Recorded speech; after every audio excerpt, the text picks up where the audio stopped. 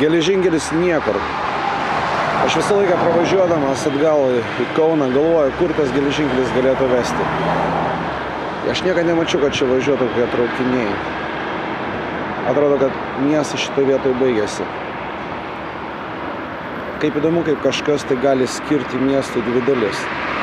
Aš žinau, kad kitoje pusėje yra dar dalis miesto, bet čia jo nėra. Įdomu, kas buvo čia anksčiau. Kur šitas geležinkelis vėl? Gal jisai buvo kažkoks pramoninis, gal jis buvo skirtas kažkokiems kitiems tikslams, kariniams.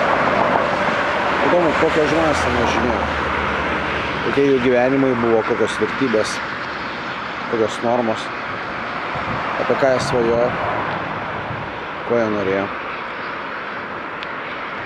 kur jie dabar.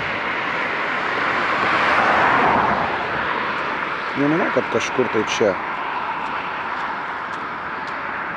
Jausmas, kad jie išsikėlė. Ir niekad jie čia negrįš. Geležinkelis.